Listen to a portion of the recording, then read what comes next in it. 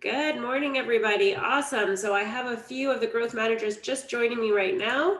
So let me make sure that I'm adding everybody as a co-host so we can get started.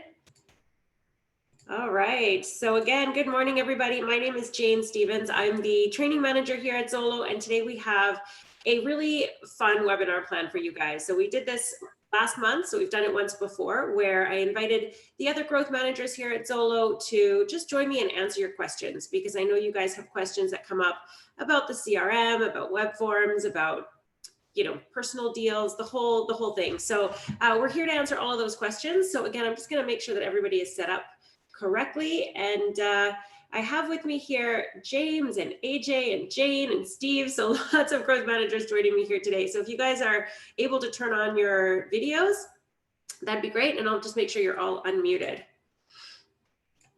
Let's see. Good morning, James. Are you with me? Yes, I am. Good morning. Good morning. Thanks for joining me today.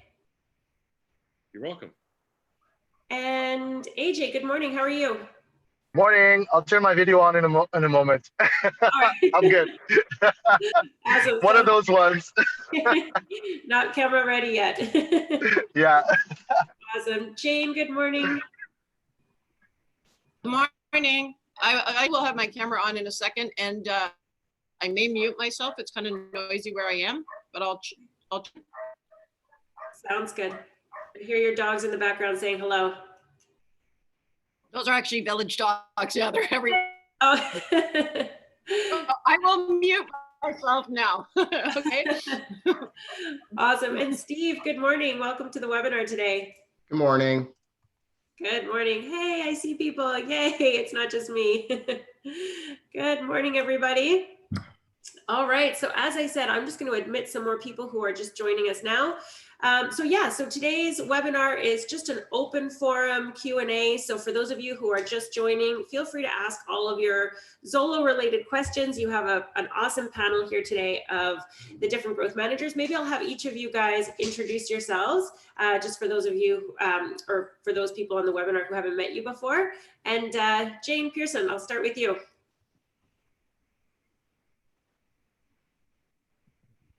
She's muted. Let me see. Can I unmute you? Good morning, everybody.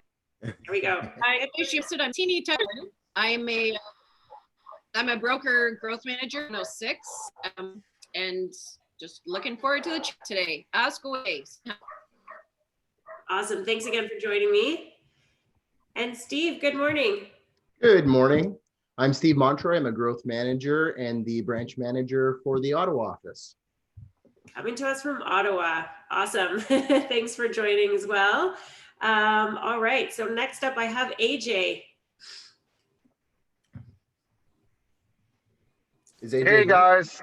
Yep, I'm here on well. And yeah, so new GM, so new to the squad and excited to answer your questions in Toronto. In Toronto. Awesome. Well, actually, I live in Collingwood now, but yeah, Toronto based. Yeah, I was just going to say. And James, good morning. Good morning. I'm James. I'm a new growth manager. I'm 2 months in with Zolo. I've been a realtor for 20 years, and I'm based in Toronto. Awesome. Amazing. Well, welcome, everybody. I hope I'm not missing any of the growth managers here. Let me just double check. If I did, tell me, please. And yeah, so again, this is an open forum. So if you guys have questions that you want answered, fire away. Maybe we'll get started with just a reminder of the metrics that they should be entering and how they can find out. I always get that question, what's my call rate? How do I find out? Maybe AJ, if you want to address that one. Yeah, so the metrics are call rate, meeting rate, and offer rate. Very straightforward, but if you need to find out your metrics, just ask your G. On call rate, obviously just input everything possible into the CRM. So that's super important. A lot of times agents forget to input and they wonder why their metrics are down, or they go back and say I'll input later but never get to it. So that's the long and short of it. Yeah, absolutely. It's super important to be entering notes. Jane, I know you always emphasize that. Yeah, if I can chime in here. The other thing is that it's just update. We get calls from agents every day. But if you're not, we say this every week or every month, if you're not putting your notes and updating the CRM, then as far as the Zolo bot is concerned, you're not tending to the leads. So you will not get good quality, either like price point or volume leads. So, and we know it's difficult and it's time consuming, especially when you're busy, but it's crucial if you want to write business. Yeah, that's so true. The system really does reward active agents with leads. So the way to be active in the CRM is to obviously update your activities. Well, and the other thing to mention is, I think everybody knows or would have seen the post that, you know, I think we're pulling in an average of about $11 million buyer hits a month now. That's 11 million leads that need to be tended to, 11 million leads to dig through to find money. You know, and I have, there's an agent on Team 106 who wanted definitely to write 3 more deals this year. He told me this 3 weeks ago. The lead flow is down. We know, we see it across the country. So, you know, I kind of kept encouraging him to go through his engaged folder. And he has now written, he messaged me last night, he's got 2 firm deals. So he has 1 more to go to make the 3. And that's just from going through his engaged folder. So like we always say, the money's in there, just go hunting for it. Yeah, absolutely. So what did he do to mine those leads in his engaged folder? Did he have a strategy, or how did He just started working through, reaching out, get them on the phone, find out where they are at. And I think he was more shocked than anybody. But you know, and it's we preach and nag all through. Everybody has so many leads in their engaged folder, and there's money there. Money. Yeah, absolutely. Steve, do you have a strategy that you recommend to your agents about how to manage their engaged folder, how to find some leads in there? Yeah, well, I mean, like like was just said, I encourage them to constantly work through the engaged audience. A lot of times people fall into the trap of waiting for the proverbial fish to jump in the boat. So they're always waiting for that new lead to come in. When the truth of the matter is, sometimes you can be a lot more successful turning off those leads, because the leads that are coming in are, like Jane said, you have to comb through them. You have to sort them to find those, you know, you have to pan for gold. Your engaged audience is already a bucket of gold. It's a pot of gold there just waiting for you. You've already talked to these people once or twice. Maybe you've even gone and taken them on a showing. So I don't just encourage going through the engaged audience, but go down the tiers and try and activate anyone who you've touched. These are not cold calls anymore. These are warm calls. And a lot of the times, these people want to hear from you now more than ever during COVID, when people are stuck at home. They love that friendly voice on the other end of the line, suggesting to them, oh, by the way, Kevin, I noticed that you were looking at 123 Main Street. I just wanted to let you know that a brand new listing's come to market in the neighborhood that you're looking. Have you seen it yet? This phone call, people are afraid that the people are going to be offended and they don't want to call them. But I remember last year, Brian Buffini put out a statistic. He polled Canadians. They polled over 5,000 Canadians about their attitudes toward realtors. The first question was, what is the, how happy are you with your realtor on a scale of 1 to 10? And it was around 8.5. So we have clients who are happy with our service and who appreciate realtors. The second question was, what's your biggest complaint about your realtor? And it was that the realtors don't stay in touch with them.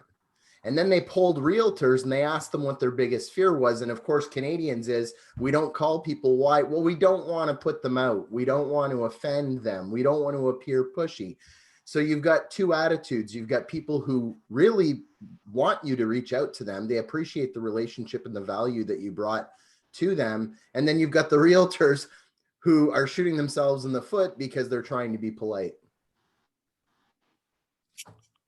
Yeah, that's so true. We're too nice sometimes.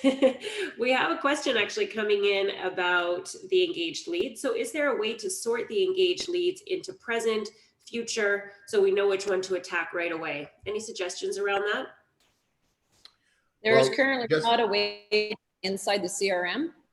You would have to do it outside, either in like an ancillary CRM system a lot of agents use, or a spreadsheet or whatever. But as of now, agents do have to sort through that on their own and identify the opportunities. But we are, and the tech department is working with all the GMs and on the agent's behalf to develop some things, but I don't think we'll see any of that for 6 months at the very least.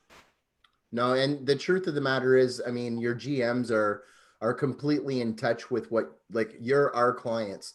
So we understand what you're looking for. We're realtors ourselves. We understand.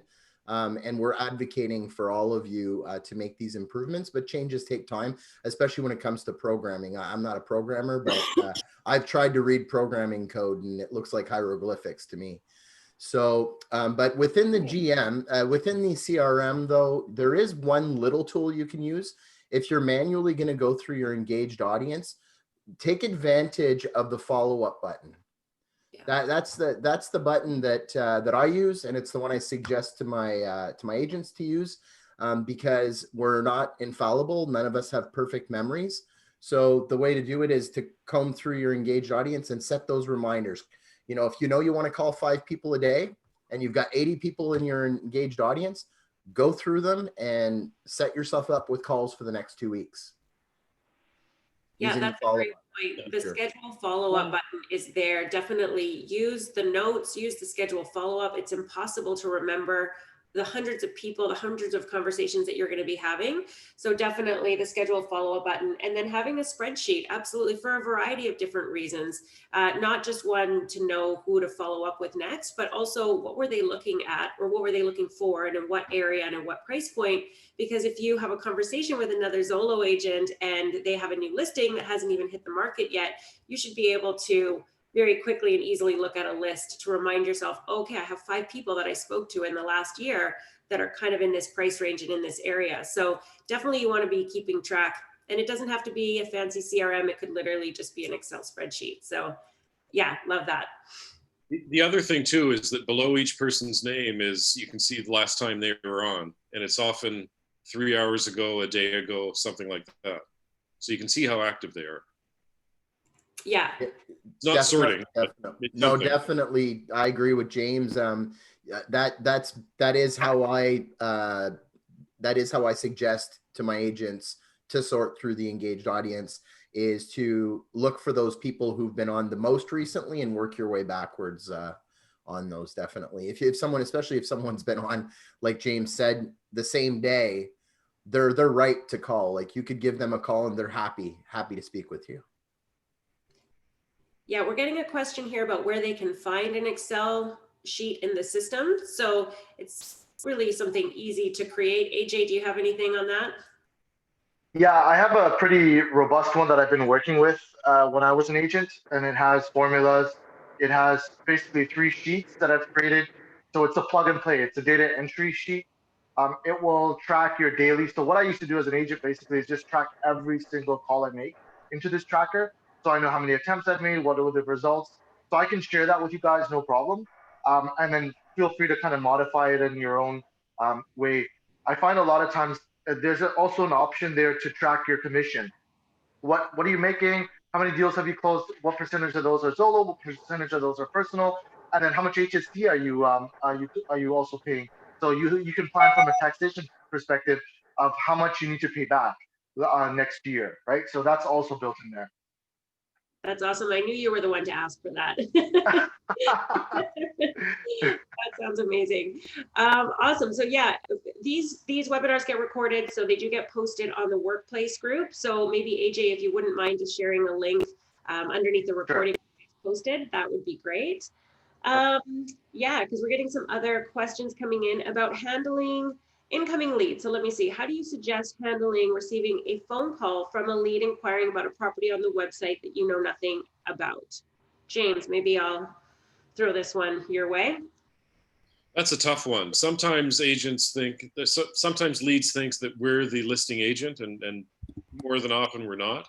But it's fine to say, Just give me a second. Let me look that up and try and find it right away and answer their questions. Does anybody else have any other ideas? GMs? I agree with you, James. And the other thing is, don't forget that all of these things are measured. So if you're not picking up your phone, like then that hurts you, right? The wonderful thing about Zolo is you have this this bot, you have this automated artificial intelligence system that's built right into it that will record the call like while you're having it, which is fantastic. It's like having someone standing there taking notes for you.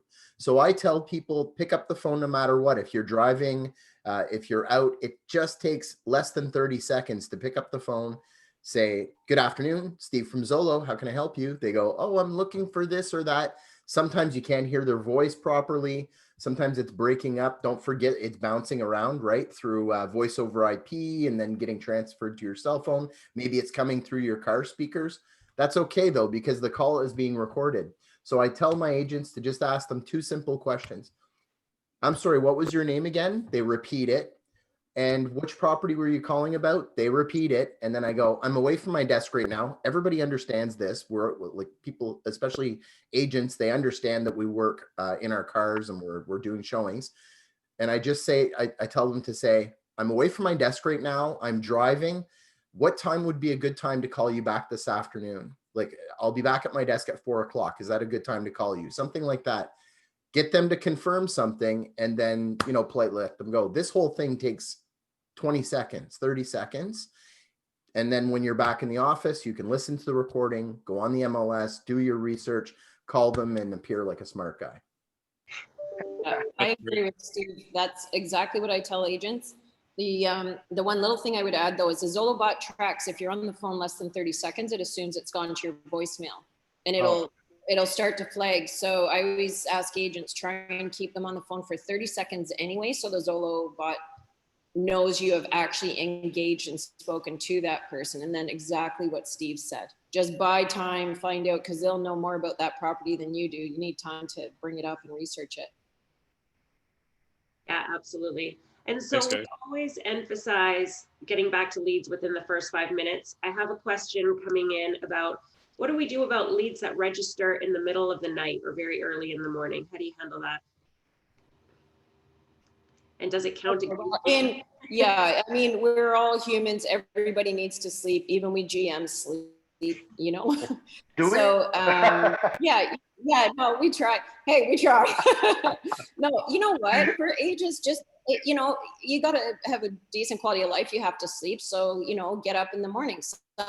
If you ask a GM, some of us start at 5:30 in the morning. Some of us start at 9, you know, whatever time you start, just text them, email them. If you're not super chatty first thing in the morning, at least reach out, make a connection, tell them you're going to call them in 30 minutes once you're awake. Yeah. Because the bottom line is you want to lock that lead in before they either get bounced to another agent or they go to another company.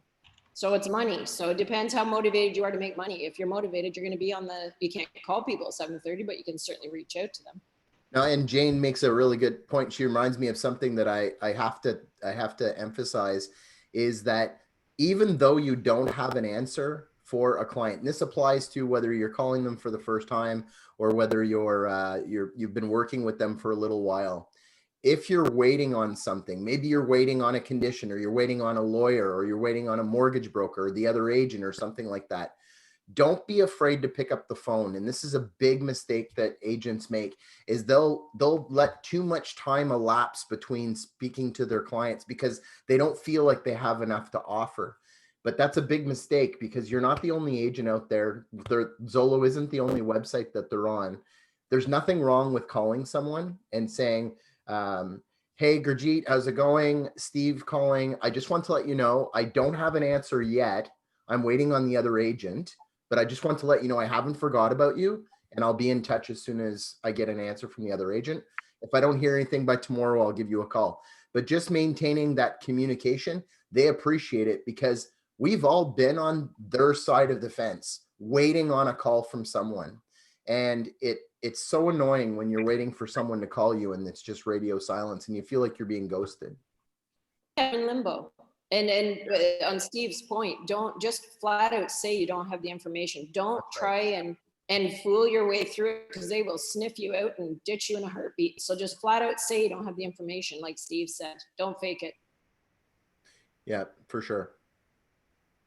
So we have some other questions coming in. So this is a bit of a long one, just bear with me here. So most of the times, as we've mentioned already, leads think that we're the listing agent, and sometimes they get offended and tell you that your name and number appears beside the property. Is that Zolo misleading, or should we add contact us as the local buyer specialist so that it's more transparent? I love this question. Go ahead, AJ, though. Yeah. Oh no, go ahead. I'll just chime in after you. I was gonna say, because James touched on this a minute ago, and my agents, anyone who starts at Zolo usually has this same feeling, like they're afraid to tell the person calling that they're not the listing agent. And I tell them, turn it on its head completely. What you have to do is you have to own it that you're a buyer's agent, and you have to express how excited you are to be the buyer's agent. So whenever someone asks me or asks one of my agents, they say, oh, you know, it appears like you just said, it looks like you're the listing agent. I say, no, however, I do represent buyers on this listing. And let me explain to you why that's so important. And that opens up the door to a great conversation, an honest conversation. And you've got to believe it. Like, if you don't believe that you bring value to the table, then that's work you have to do on yourself. Because honestly, you have to take pride in the fact that you're a buyer's agent. You're advocating for this person. It's a really important role, and you should be proud to be the buyer's agent. Great point. That's Yeah. great. Yeah. Yeah. And even is it misleading? No, it's, you know, we're connecting users with someone that can help them, right? So that's what it is. So as an agent, when they're voicing their opinion that, hey, like, look, I thought you were the listing agent. Well, okay, why is speaking of the listing agent important to you, right? Are you looking for cash back? Are you looking for? Do you think you'll get a better rate? Do you think you'll get a better price? You know, when you ask those questions with leads, I think they open up a little bit and say, yeah, you're right. Like, why do I need to really speak with them? Right. And then now they're like, okay, yeah, I represent you. My job is to actually negotiate the lowest price possible. Whereas the listing agent is looking out for the seller, right? They're not really looking out for your best interest. So that's where I come for agents. And I think that's the advantage that we have. The only thing I would say about that, AJ, is I am very reluctant to open the door to some of those conversations. Do you understand what I'm saying? Like, with my approach of coming across like I am the buyer's agent. Now, if they ask questions, of course we answer them, but I don't want to kind of divert them into, are you trying to save money? Are you trying to do this? Or I don't know that I feel that that's a negative conversation, and I want to keep things positive, and I want to share with them what my value added proposition, my agent's value added proposition is, and not focus on the listing agent, if you know what I'm Yeah, for sure. I think there's different ways to approach it, and clients are, you know, you gotta have to know when to kind of pull out that arsenal from your toolkit. But yeah, I think definitely there's different ways to approach it, and you feel the lead out, right? That's the thing. Feel the client out, what angle they're coming from, and then address it accordingly. But either or work. I think what you said makes a lot of sense. Like, as like into the conversation, like if they start asking those questions, then that's really great to say, why is this important to you? Of course, open-ended questions, of course, because you want them to talk, right? Yeah, I'm going to preface what I'm going to say that this isn't, I know, not the most popular position, but for me, working as it was important, I didn't like doing double-ended deals. So when those calls come in, I could very easily, you know, no, I represent only the buyer on this transaction, because personally, I cannot humanly possibly do the best job for both parties in a transaction. It's impossible. I can't negotiate like a bulldog for the seller and the buyer and get them both what they need. And then I find then they'll relax. They're like, oh, okay, all right. Absolutely, I agree with Jane. No. Yeah, that way they don't get a negotiation, they get a mediation. But as agents, you have to, right. And I didn't do double enders. I didn't like it. It wasn't worth stress to me. So for me, it was flat out straight. No one would ever be able to say, oh yeah, you told me you don't do both ends, but you do. I just didn't. And I found that gave real buyers real sense of speed and sellers. Hi, Steve, and hi, other team members. I have a quick question. I just want to know, okay, I've got your point that when the buyer asks me, okay, is this your listing or no? But when they ask me why your name is on that listing, do you think what the specific answer should be to that question? Well, I circle back to what I said initially. You have to point out to them that this listing will appear on multiple websites. Zolo's hosting this listing and has assigned an agent. It really is. It's not a matter of making up things or smoke and mirrors. This is a fact. Zolo is hosting this listing on their website, and they've assigned an agent, and I'm that agent. Do you understand what a buyer's agent's role is, and how important it is to protect you as the buyer and look after your best interests? So you want to ask a question, explain it. It's just a matter of a fact, and then ask a question, and then it can lead to some of the stuff that I said and some of the stuff that AJ had mentioned as well, where perhaps they are interested in buying from sellers agents because they're under the impression maybe they're going to save money or whatever. And at that point, hopefully you're equipped to answer those questions effectively. Yeah, great answer. Thanks, Steve. Thank Yeah. you. Thank you, Steve. Yeah, something else I like to recommend saying is when you are asked if you're the listing agent, yes, of course, simply state proudly you're a buyer specialist, and then let them know what that means for them in terms of legwork. That means they don't have to reach out to all the different listing agents. Just call me. I'll be able to schedule several properties back to back. I'll send you an itinerary for our appointment on Saturday at 1. And so that's basically, what you're offering them right up front. And then you can talk later about how you're representing their interests and, all of that, and what that means. So yeah, that's something else that you might just want to use as a comeback to that question. Yeah, I love that. And the fact that you mentioned too, that you tell them how it's going to enroll and what you're going to provide them. In order, from the moment you pick up the phone, you're beginning a relationship with this person, and hopefully you're building trust, right? Because you're going to have to offer them some advice, maybe some advice they don't want to hear. So you have, in order to build that trust, you don't not only have to be organized and to offer, to book the appointment, to meet, to follow up with a text with the instructions. Like people love that when you send them a text, like we get from Showing Time, that says the date that they've been approved for the showing, that it's from 11:30 to 12 o'clock, and the address. That way, when they get in their car, it's on their phone. So, but not only to promise these things, but to follow through, because realize that you're building trust. How is someone going to take advice on a value proposition on a home from you when you didn't even show up on time for the showing? You have to follow up. If you say you're going to send an email, send an email. If you say you're going to send a text, send a text. If you say you're going to be there at 12, be there at 11:45. To unlock the door, get the key out of the box, and be organized, so you're not fumbling with the key and they're looking at the back of your head the whole time. How do you build trust, or how do you build a rapport with someone who you've just met when they're looking at the back of your head? Yeah, absolutely. So we have some more questions coming in, which is great. One of them, we're going to shift our focus here a little bit. One of the questions coming in is about automated emails and text messages.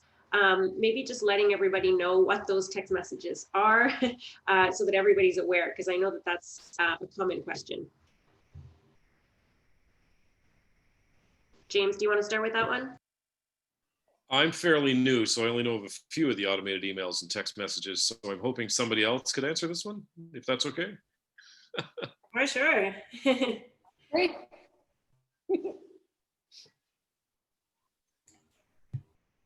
And for those of you who are asking if this will be recorded, yes, it will be. So yeah, just to get the ball rolling, you're right, James. I'm sure that there are lots beneath the surface, but typically speaking, if you don't answer your phone. If you miss the call for whatever reason, there is an automatic text message that gets sent out saying, sorry, we missed you. When's a good time to call? Similar to that, if you try calling them back and they don't pick up, instead of leaving a voicemail message, our data shows that voicemails really don't get picked up that often. Just go into your CRM, report your activity with a call no, because that also sends them an automatic text message now from your Zolo number, if that's the one that they recognized, saying, sorry, we missed you. When's a good time to call? So those are probably a couple of the most frequently used ones or noticed ones.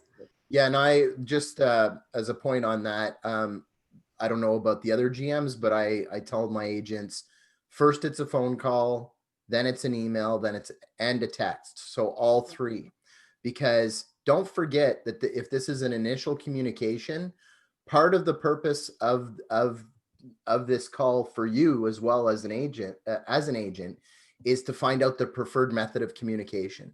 So if you've called and they didn't pick up, you've sent a text and you've sent an email.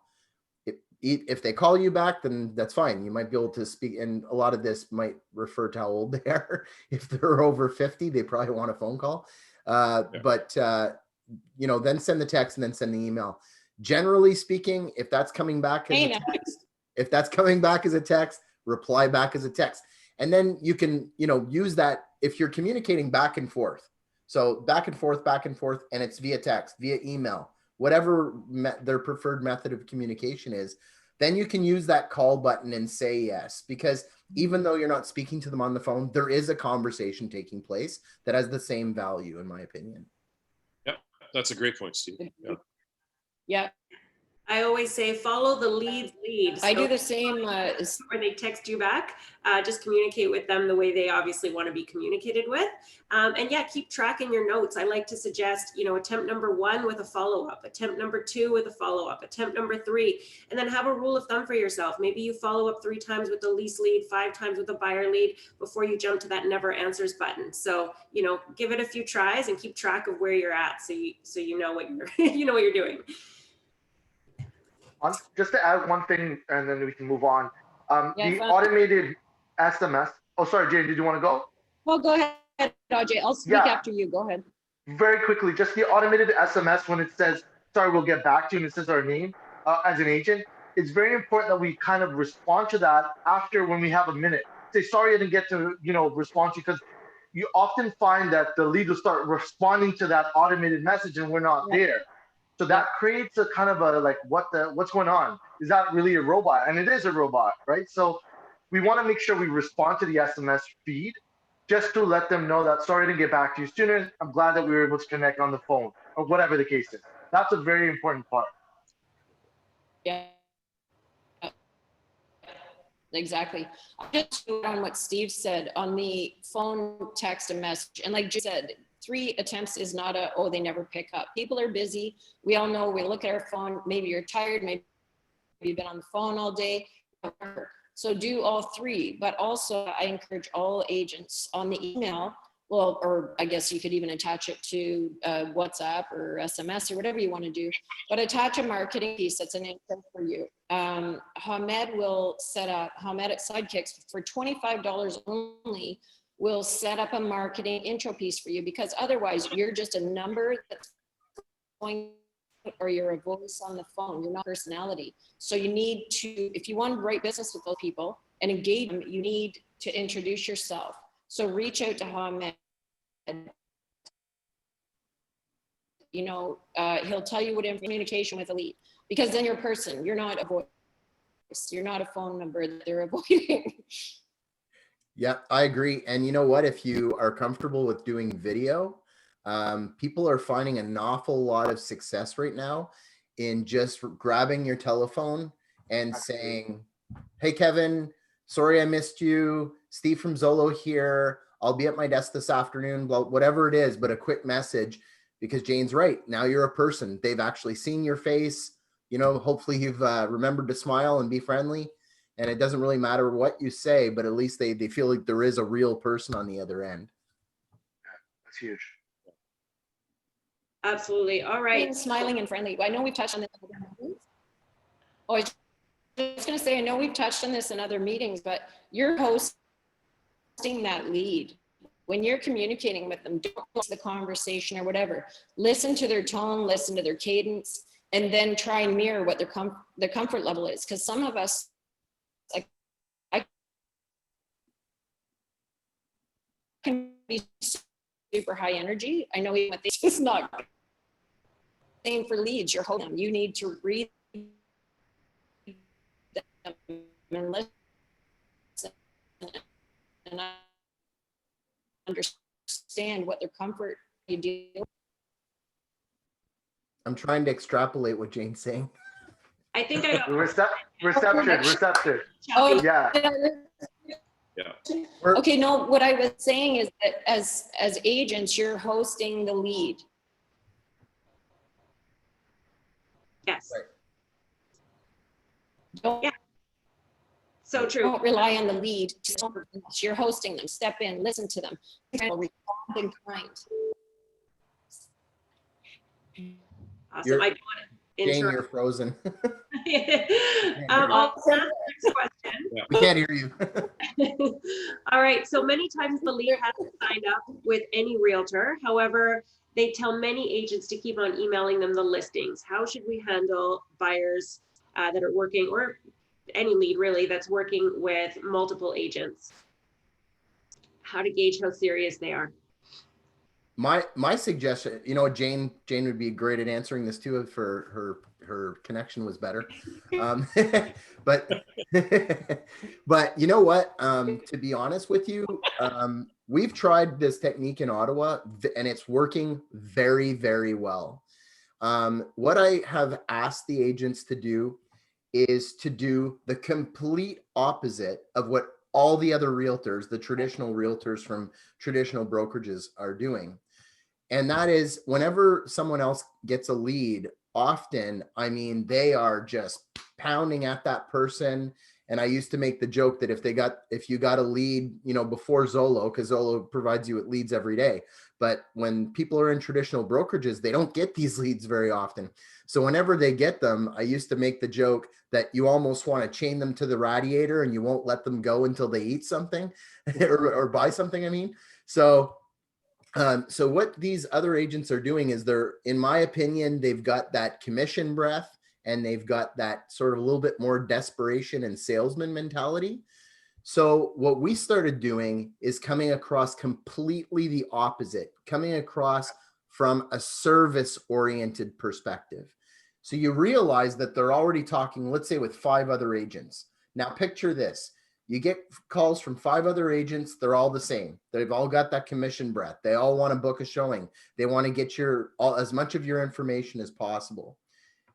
All of a sudden, they speak to a Zolo agent. The Zolo agent says, "Hi, Preet. How are you doing today? Steve from Zolo. You asked about 123 Main Street. How can I help?" They go, "Okay, great." And instead of coming across like you need to like lock them down and sell them, you come across from a service perspective. How can I help? What are your needs?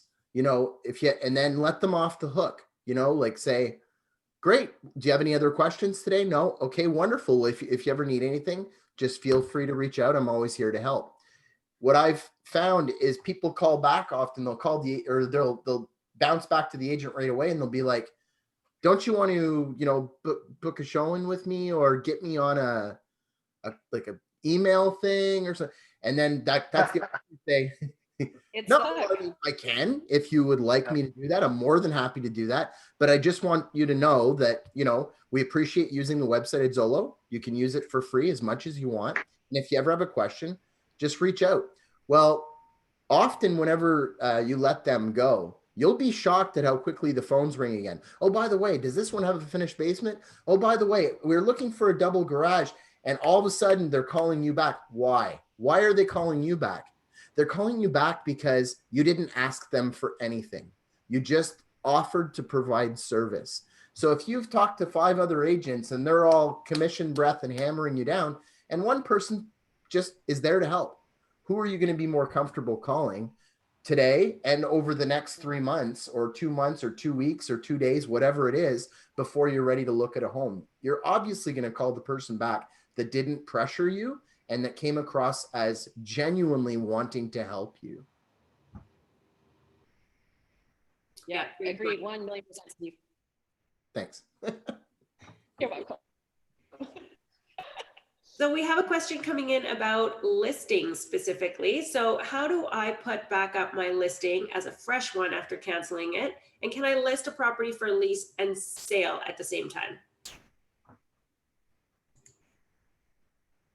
Okay, yes, you can list at the same time for lease and sale, which your GM will have to sign and then do a whole new listing, which I know sometimes seems like a lot of work, but it's going to get the deal, get the sale. Sorry, Jane, your feed is breaking up. Okay, when you AJ, James, guys I can't do all the talking. Come on. take that question? The quiet ones. Guys. Yeah, so just, no, I think what Jane was saying, yes, it is possible to list for sale and for lease. You'd have to get your manager approval for that, and there's a form you fill out. But also, to refresh your listing, so if it's terminated, obviously your GM would have to terminate it. They have to authorize that and terminate it as a status. If it's suspended, you can move it to active again or new. And then if you want to repost, obviously just make sure your listing documentation is up to date in terms of any dates like for commencement and whatnot, and then you can upload it as well. And if you don't have access to upload your own listing, we can grant you access on the Stratus. You just talk to your GM. I don't know if we have any Ottawa people here, but in Ottawa it's a little different. You can put 2 listings up, so you can have a for sale and a for rent, 2 separate listings, and within the listing criteria in Matrix, you can actually, there is a box to click that it is also available for rent and a reference to that other MLS. And then whether it's rented or whether it's purchased, because they're 2 listings, then you can't forget as well to immediately go in once it's either sold or it's rented to cancel the other listing. Because if you have a listing that's left up, there is a $200 fine here in Ottawa. So just something to be mindful of. Like I said, I don't know if there's any Ottawa agents on, but I think it's done a little bit differently than you guys do.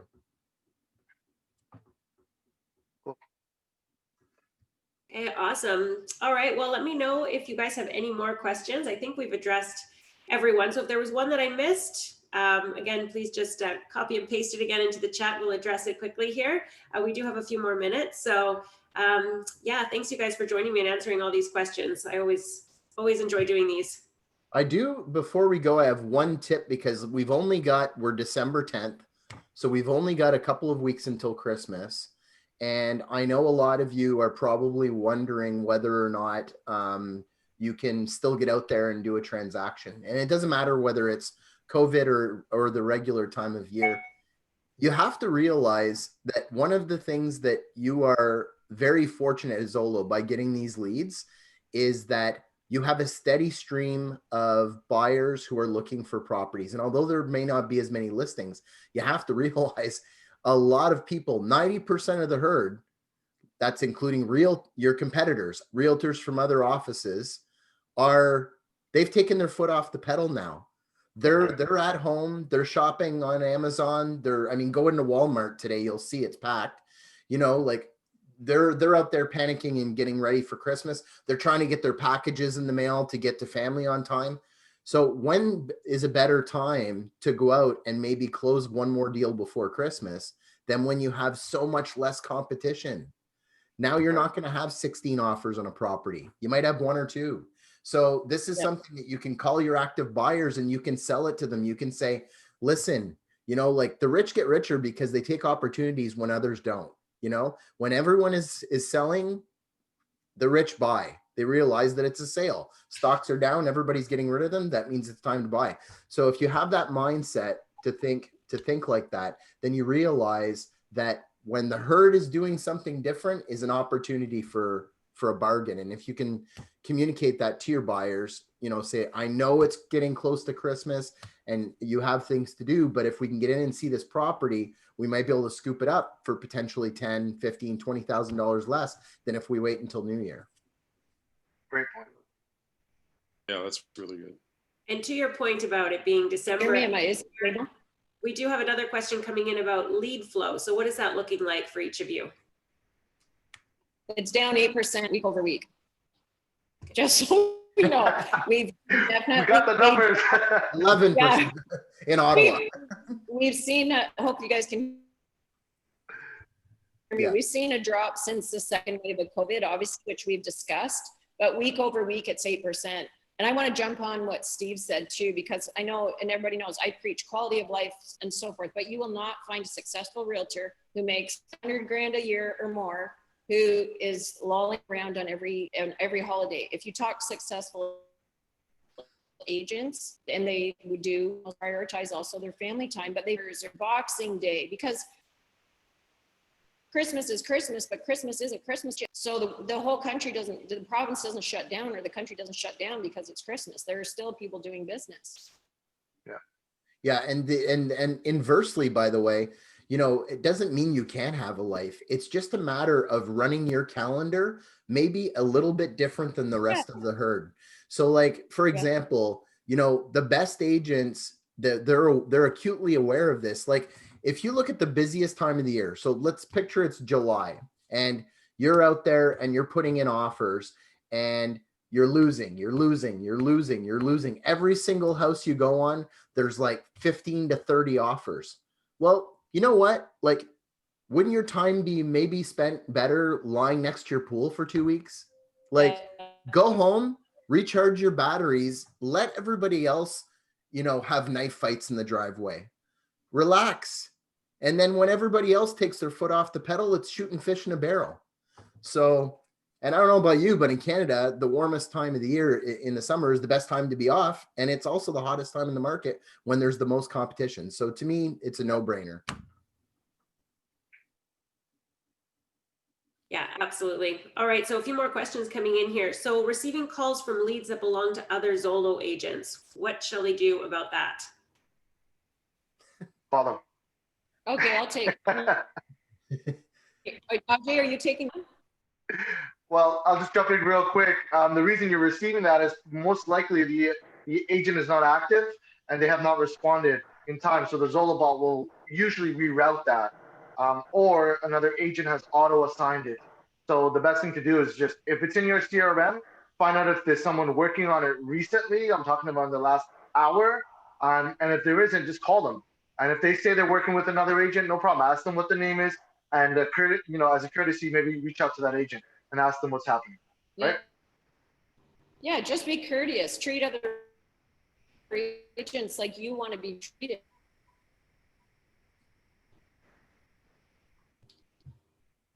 Absolutely. Not sure if we lost you there again, Jane, but I'll move on to another question here about email newsletters. So this is something that, again, tying in with the fact that it is December, this is a great time to send an end of year letter of some sort, but definitely a great idea to incorporate email newsletters on a monthly basis going forward.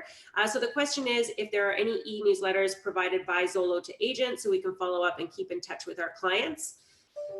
And if not, what might you recommend for newsletters? There's nothing right now, but I do know that when we're working on it. There's a lot of content that you're seeing on Workplace and whatnot from Zolo that we're definitely working towards that. But what I used as an agent was MailChimp, right? Like I use MailChimp a lot, and MailChimp I can check if who's opened it. I can schedule campaigns. So MailChimp is a program that I use quite often. If you want something free that you can download a template, breakthroughbroker.com. I love that website. I always recommend it. Or Canva is good. But if you want one that is monthly, there are various companies like in Ottawa, Morris Management, and there's different companies that you can use that you can set up an auto newsletter and they'll provide content for you and send it out to your audience every month. And Morris Management, they're tied in with Exact Contact, is that right? Yeah, Exact Contact, yeah, is with Morris now. Yeah. Okay. Yeah, perfect. Because that's another one that I recommend as well. They have, it's a CRM system, but also they do create a email template that you can use on a monthly basis, and you just customize it with your photo and your contact number, and you can keep or leave the content that they provide for you. But that one's pretty cheap and cheerful. It's around the $30 mark, I think, a month. I think, yeah, for like the fancy one, it's like $55 and you set it and forget it. Yeah, exactly. All right, so questions about transaction documents. So transaction documents should be submitted via the web forms on Matrix or to deals@zolo.ca, or both. Where do we Web put your deals? Agents can choose whether they want to use web forms or Matrix. So you have a choice. Uploaded to the checklist in web forms. Great. Okay, so when we try to buy out some time on a received call, you should tell the lead our cell phone number so they know when we call next time, as in Zolo.ca, they don't have our direct number. Oh, so that's a suggestion maybe to your point, Jane, that you were saying earlier, that if the call is less than 30 seconds, the Zolo bot assumes that it's gone straight to voicemail. So this is, yeah, just a tip from one of the agents, how to keep them on the call for a little bit longer. So thanks for that. Excellent. So I don't have any other questions at this moment, but yeah, any closing remarks, guys? Well, it's the end of 2020. No, it just looks Everyone's had a good spiteful. year. Good luck next year in 2021. Yeah. Absolutely. Yeah, we'll Start planning now. Start planning. Smart agents start planning now for next year. Yeah. That's what I would add. Just don't go into next year just thinking a clean slate. You should be building up momentum from this year into next year. So come January, you're already hitting the road running. You're not trying to rebuild your client base or work on leads or start generating new business. You should already have an existing pipeline. Yeah, and I would say like set realistic goals and try and keep yourself in the right mindset. One example, for example, is like if you look at what you've sold in 2020, I would say look at gross sales. Don't focus on commissions, because commission is a tricky thing with salespeople. If you're looking at an MLS and they're only offering a flat rate or 1% or 1.5 or 2%, that can skew you when you're showing your client. We're not infallible. We're all human, like Jane was saying earlier, but when she was talking about representing both parties, you can't be completely unbiased. If you're showing two houses that are virtually, very much alike in the same neighborhood, and one's paying 2.5 and one's paying 2, you're going to be wanting to steer them towards that 2.5, right? So I tell my agents to just focus on number of transaction and gross sales, gross volume of sales. And if you just focus on, like I say to everyone, you should get the tattoo on your hand that says next. So whether you're successful or you fail in a transaction, the moment it's over, don't spend any time crying over it, and don't spend too much time celebrating. Just say next, next, Onward. next, next. Yeah. Yeah, great. And to your point about 2021, last week we did do a webinar on business planning, and it was all about that, looking at your numbers from this year, setting some goals for next year. So if you weren't able to watch that, then it is on the workplace channel there in the training group. So take a look at that. But yeah, otherwise, I think we've gone through everybody's questions. So thank you so much again, guys, for joining me. I really enjoy doing these Q&As, and hopefully we'll do this on a monthly basis. Thanks, everybody. Happy selling. Happy December. Happy holidays. Thanks. Happy New Year. Right. See you guys in a couple hours. Thanks so much, guys. Yeah. Bye. Bye. Wear sunglasses. Bye.